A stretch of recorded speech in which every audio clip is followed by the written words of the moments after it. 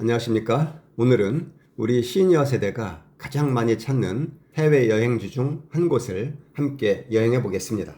따뜻한 날씨와 친절한 사람들, 저렴한 물가로 잘 알려진 나라, 태국입니다.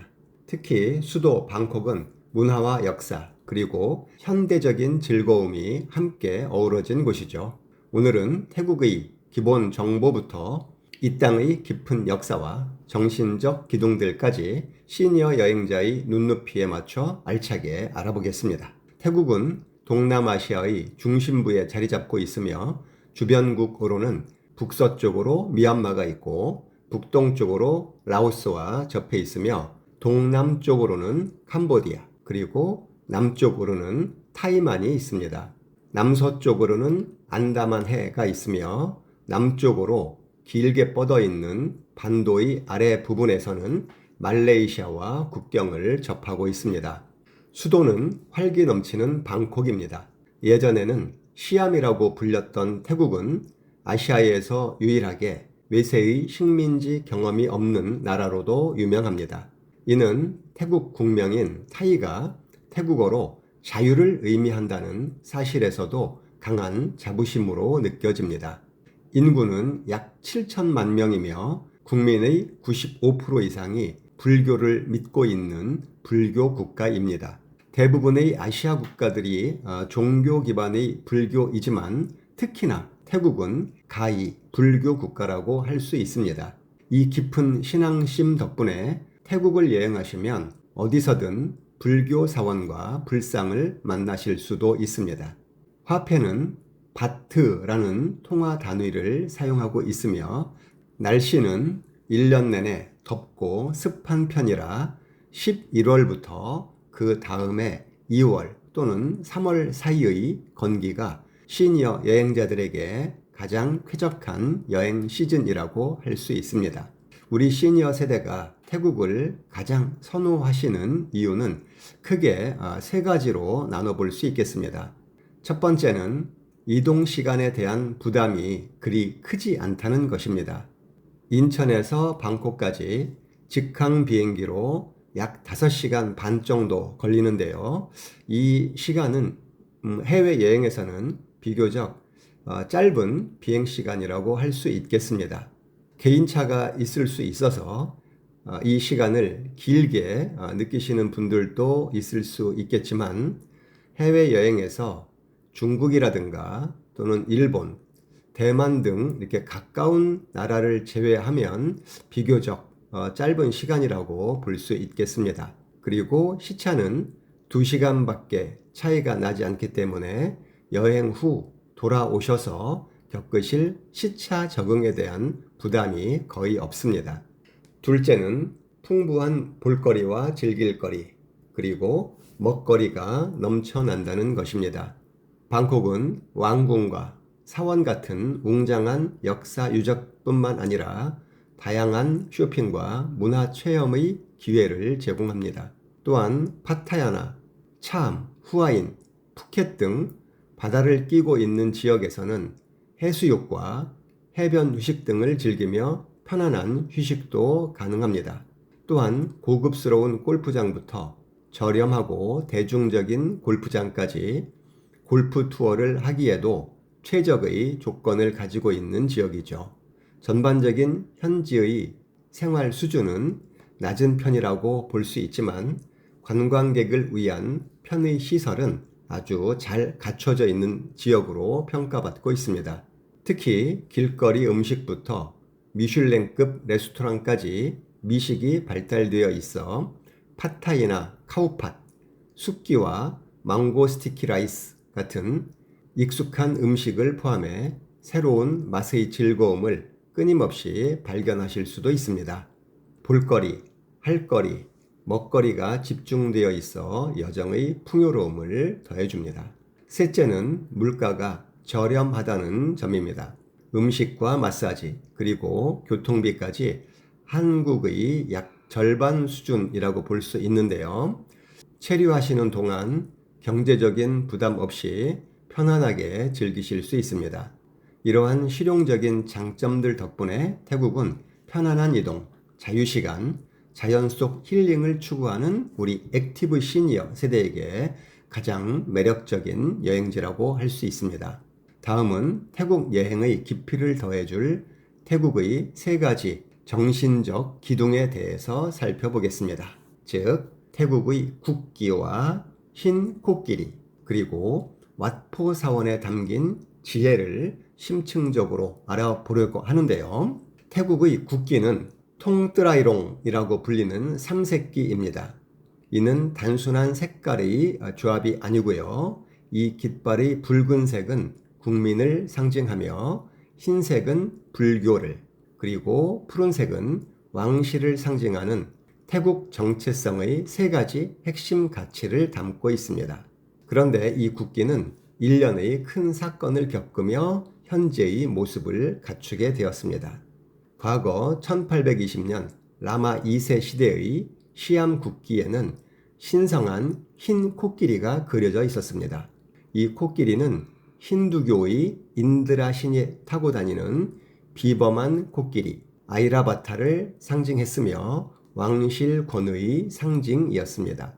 그런데 1911년 라마 6세가 신성한 코끼리 문양이 그려진 국기가 실수로 인해서 거꾸로 개양된 불미스러운 장면을 직접 목격하게 됩니다. 이에 왕실의 최고 상징이 모독당하는 상황을 막기 위해서 왕실은 중요한 결정을 내리게 됩니다. 즉, 신성함을 유지하는 것보다 실수로 인한 모독의 가능성을 제거하는 실용성을 선택한 것이죠. 그 결과 1916년 국기는 상하 대칭이 완벽하게 이루어지도록 붉은 바탕에 흰색 줄만 그려넣은 형태로 변경되었습니다. 그리고 1917년 국기는 최종적으로 현재의 삼색기 모습이 되었습니다. 중앙의 붉은색 줄이 푸른색으로 교체되었는데, 이는 당시 제1차 세계대전에서 연합국들의 국기에 공통적으로 포함되는 색을 채택함으로써 태국이 국제사회에서 연대감을 명확히 형성하려 했다는 역사적 배경이 담겨 있습니다. 태국 국기는 이처럼 신성모독의 위기 속에서 실용성을 추구하고 세계대전의 흐름 속에서 국제적 연대를 모색했던 태국 왕실의 복잡하면서도 지혜로운 역사를 담고 있습니다. 다음으로 태국의 왕권을 상징하는 흰 코끼리의 이야기는 흥미로운 역설을 품고 있습니다. 서구 사회에서 하얀 코끼리를 뜻하는 White Elephant라는 관용어는 처치곤란한 존재 또는 성가신일을 뜻하는데, 그 기원이 바로 고대 태국 왕실의 관습에서 유래했습니다. 과거 태국 왕이 신하에게 흰 코끼리를 하사하는 것은 겉으로는 최고의 영광이었지만 사실상 교묘한 벌칙이 될 수 있었습니다. 왕이 내린 코끼리는 신성하여 극진히 대접해야 했고 노동에 사용할 수도 없었습니다. 결국 신하는 막대한 사료와 관리 비용을 감당해야 했고, 이로 인해 때로는 파산에 이르기도 했다고 합니다. 가장 성스러운 존재가 동시에 가장 교묘하고 파괴적인 징벌의 도구가 될 수 있었다는 점은 절대 왕권이 가진 복잡성과 무서움을 보여주기도 합니다. 방콕을 여행하신다면 왕궁과 더불어 왓포 사원을 반드시 방문하시게 될 가능성이 아주 높은데요. 이곳은 46m 길이의 거대한 와불상이 부처의 열반에 드는 모습을 형상화하여 깊은 경외감을 주는 곳으로 유명합니다. 하지만 왓포의 진짜 이야기는 이 거대한 불상 뒤에 숨겨진 지적 유산에 있습니다. 왓포는 태국 역사상 최초의 공립교육센터로 기능했던 곳입니다. 1832년 라마 3세의 통치 기간에 왓포는 대대적인 복원과 확장 공사를 거치며 지식의 전당으로 변모했습니다. 당시 왕실과 학자들은 수세기 동안 축적된 의학, 역사, 지리, 무역 등 태국의 방대한 전통 지식을 보존하고 이를 일반 대중에게 보이게 함으로써 지식을 공공화하려 했습니다. 그 노력의 결과가 바로 사원 곳곳에 새겨진 1431개의 대리석 비문입니다. 당시 시암은 잦은 전쟁으로 중요한 문서와 사본이 쉽게 파괴되는 환경이었습니다. 이에 라마 3세는 지식이 소실되지 않도록 비문을 돌에 영구적으로 강인하는 방법을 택하였습니다. 이는 전란과 시간의 흐름 속에서도 태국의 지혜가 사라지지 않도록 국가적 차원의 지식 복원력을 제도화했던 선구적인 비전이었던 것이죠. 이러한 왓포의 독특한 가치는 2011년 유네스코 세계 기록 유산으로 지정되면서 전 세계적으로 공인되었습니다. 왓포는 이처럼 고대의 지혜를 보존하는 동시에 이를 살아있는 형태로 전파하는 중심지의 역할을 하고 있습니다. 바로 이곳이 태국 전통 마사지의 발상지이며 1955년에는 태국 교육부의 공식 승인을 받은 최초의 태국 전통의학 학교가 설립되었습니다. 왓포에서 전승되는 치유 행위는 단순히 기술이 아니라 불교의 핵심 교리인 자비를 실천하는 행동하는 자비로 여겨집니다. 마사지사들은 타인의 고통을 덜어주는 수행자로서 교육받으며 왓포의 지식이 단순한 기술이 아닌 영적 수행의 일부임을 보여주고 있습니다.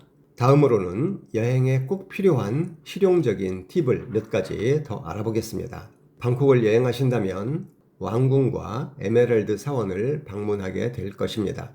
방콕 여행의 백미는 단연 왕궁과 왓 프라케오라고 불리는 에메랄드 사원입니다.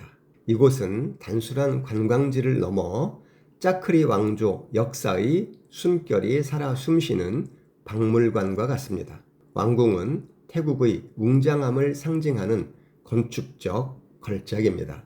황금 첨탑부터 활기찬 벽화까지 태국 고유 양식에 유럽과 중국의 건축 양식이 조화롭게 융합되어 있는 것을 보실 수 있습니다.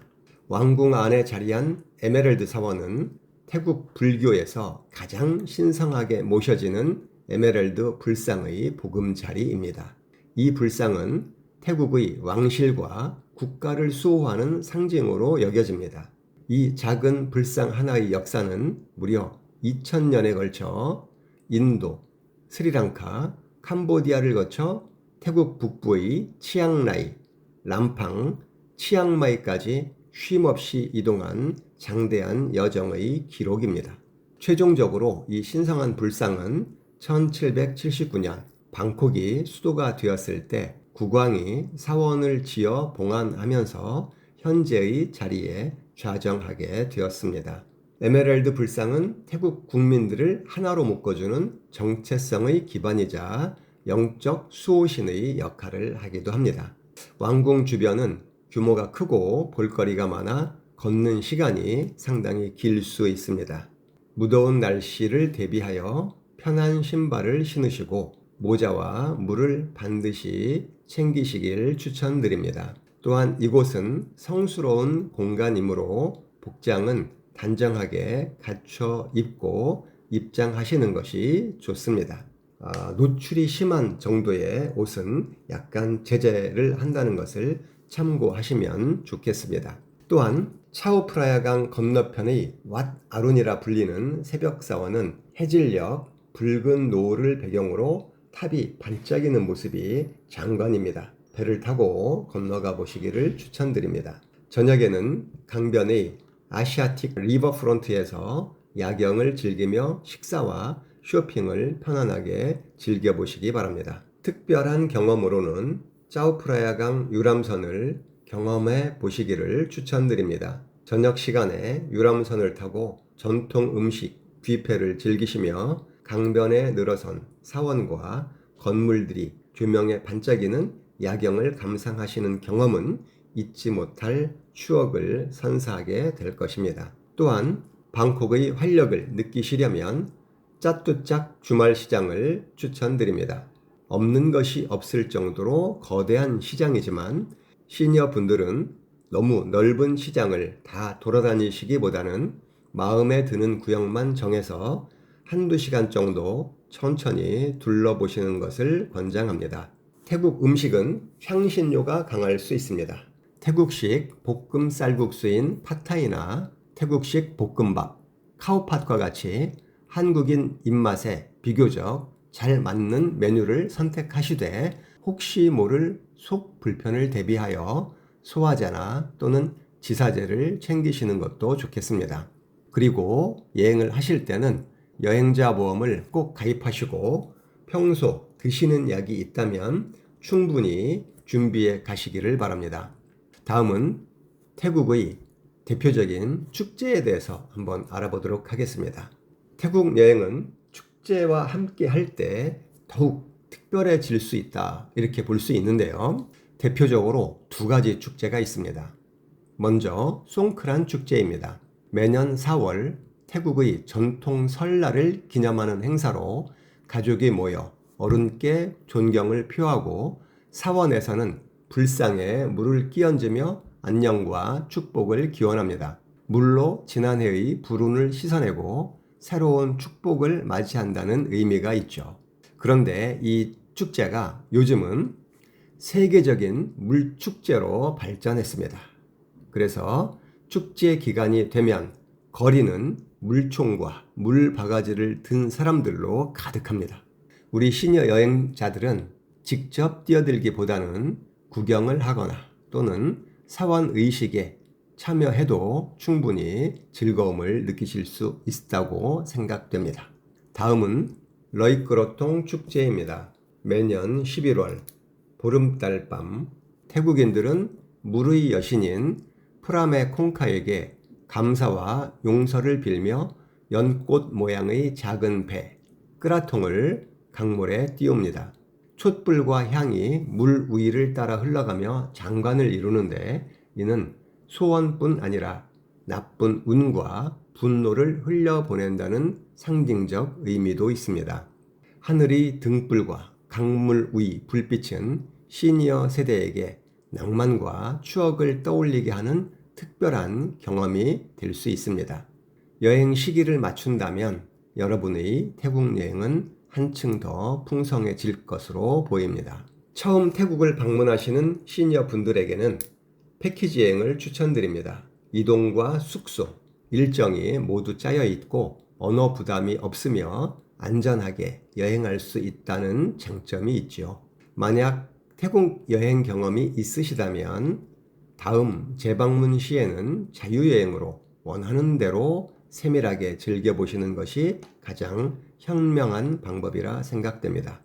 우리 시니어 세대에게 태국은 단순히 따뜻한 휴양지를 넘어 삶의 지혜와 역사의 통찰을 얻을 수 있는 고품격 인문학 여행지가 될 것입니다. 오늘도 함께 해주셔서 감사합니다. 구독과 좋아요 누르시고 다음 여행도 함께 해주세요.